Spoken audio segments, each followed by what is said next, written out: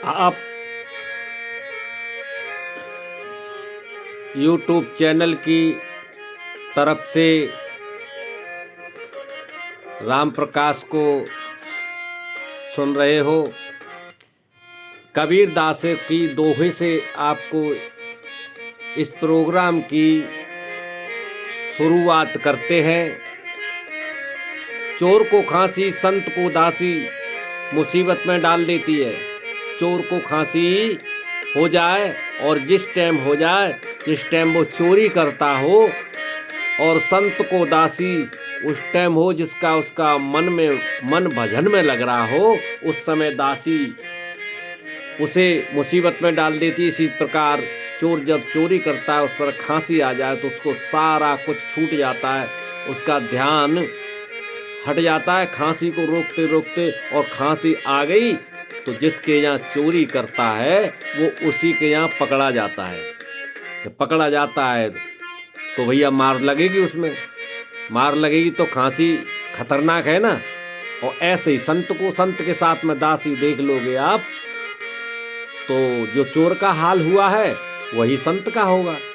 इसीलिए कहा है कबीर दास जी ने कि चोर को खांसी और संत को दासी मुसीबत में डाल देती है। इन दोनों चीज़ों से, इन दोनों को अलग रहना चाहिए, संत को दासी से और चोर को खांसी से।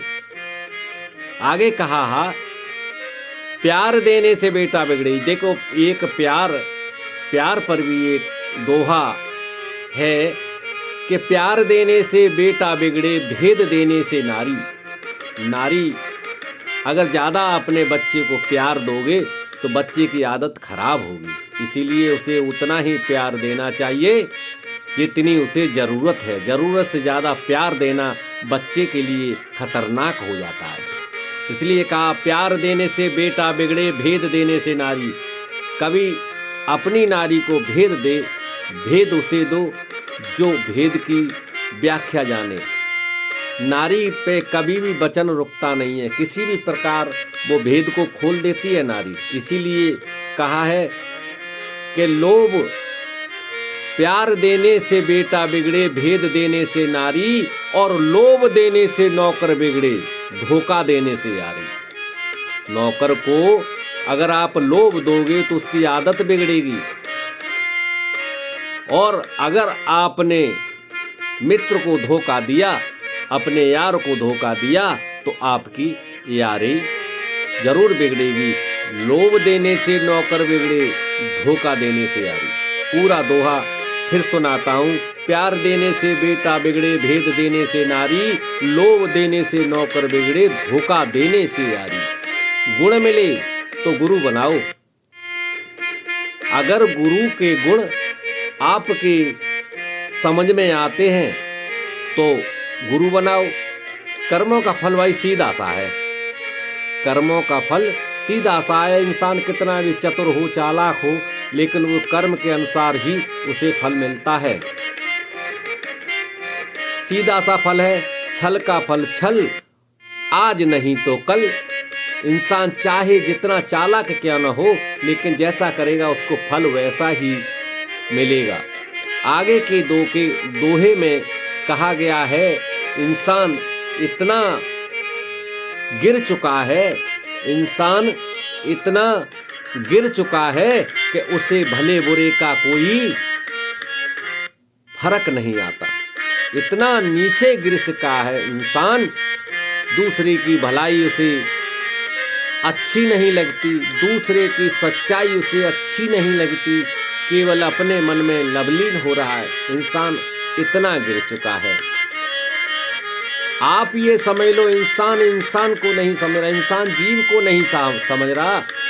चाहे उसे जीव हत्या करनी हो, कुछ भी करना हो, अपने कर्मों में लवलीन है। इसीलिए संत कबीर दास जी के दोहे में कहा गया है कि मांस सब एक है, यानी जीव सब एक है।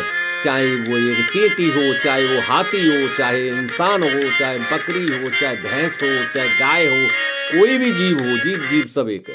और जीव का मांस, जीव का खून, जीव का मांस सब एक ही तो है। अरे यहाँ तो सब अलग अलग बना दिए। इंसान ने इंसान को ही अलग कर दिया है, इंसानियत के नाम से खत्म कर दिया है इंसान को। दोहा में कहा गया है कि मांस मांस सब एक है, क्या बकरी क्या गाय। मांस मांस सब एक है, क्या बकरी क्या गाय। और यह जग अंधा हो रहा, सो जानबूझ कर खाए। इंसान इतना गिर चुका है, उसे मालूम है मांस है, बकरी का है, भेड़ का है, गाय का है, मुर्गे का है, लेकिन लवलीन हो गया है खाने में। इतना गिर चुका है, उसे इंसान की जीव की कोई कदर ही नहीं है। अरे इंसान से तो वो भला कौन। दोहे में कहा है, मन मैला तन उजला, बगुला कपटी अंग। मन मैला तन उजला, बगुला कपटी अंग। और तासों तो कौआ भलो, तो तन मन एक ही रंग। कासे तो इंसान से कौआ भला, बगुला से कौआ भला। क्योंकि बगुला कितना उजला क्यों न हो, भूरा क्यों है बगुला, लेकिन उसे हर वक्त अपने पेट भक्षण के लिए केवल जीव हत्या ही दिखाई दे। आपने देखा होगा तालाब पर बगुला बैठा हुआ किसी की तलाश में, जीव उसे पल्ले पड़ जाए, उसी में चोंच मारता है, वो खा जाता है, उसे हत्या करता है ना बगुला। और कितना बगुला सफेद भूरा होता है, एकदम इतना सुहावना लगता है, बहुत हंस जैसा लगता है बगुला। लेकिन उसकी आदतें, उसके कर्म बहुत ही खतरनाक है। इसलिए तो कौआ वाला काला बेशक है, लेकिन उसका तन और मन एक ही रंग में है, क्योंकि वो काला है। इसीलिए कहा गया, मन मैला तन उजला, बगुला कपटी अंग। और तासों तो कौआ भलो, तो तन मन एक ही रंग। बोलो श्री रामचंद्र की जय, बोलो श्री कृष्ण की जय, बोलो श्री हरिहर महादेव की जय, बोलो श्री राधा कृष्ण की जय। जय जयकार हो, जय जयकार हो, प्रभु की जय जयकार हो। लवलीन हो जाओ प्रभु की भजन में, लवलीन हो जाओ। बोलो श्री राधे।